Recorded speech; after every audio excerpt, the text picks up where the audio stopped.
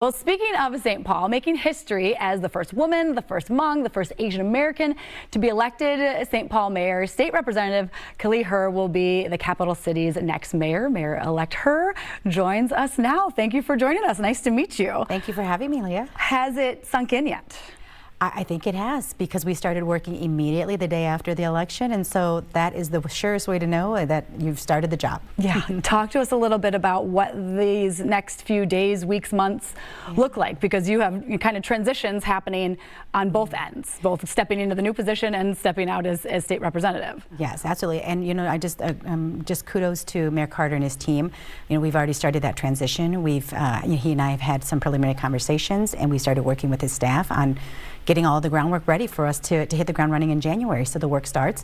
And then I also have to transition my work at the Minnesota House of, you know, when I will be stepping down and planning for their special elections. And so there's a lot of work kind of transitioning on both sides. Yeah, I imagine there is. Talk about, you know, we know your various platforms and wanting to get this position, but as you do step into that role come the first of the year, what are some of the first things in the first few days that you plan to tackle?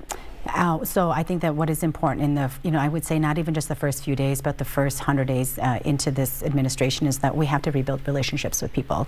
I think, you know, the previous administration did a really wonderful job in maintaining our city through some very difficult times, but that meant that, you know, everything we were working on was sort of critical services, and we actually have to rebuild our city in a way that makes it resilient for these next 3 years to come under a very tumultuous federal administration. And so really working with our city council members, our partners, and how we will rebuild our downtowns and bring businesses back to our city. So there's a lot of work to do. Yeah, I imagine there is. And you've already been doing a lot of work. I mean, you were elected to the Minnesota House of Representatives in 2018. You have a background in finance, and you were the first policy director for Mayor Carter. Talk a little bit about some of the things you've learned from him and from those other positions that you're bringing to your new goals as the next mayor. I think that what is unique about what I bring into this role is that I do know what it's like to be in an administration, and so my ability to hit the ground running right away in January I think is maybe a little bit unique, but to walk in with partnerships from different levels of government, from the state to county to school board, you know, like in the federal level, in order to bring all of that so that we can start putting in our partnerships and how they will fill in. I think that that's probably a little bit unique to my situation, and I'm looking forward to bringing all of that and being able to get some early wins right away for our city. And we talked about going back to just the historic nature of your role, being the first woman, first Hmong, first Asian American. Yeah. Has it sunk in for you, but also the response that you've, I'm sure, received, not only from around the city and state, but beyond? What has that been like? Yeah, and from around the world, I've been really surprised, right?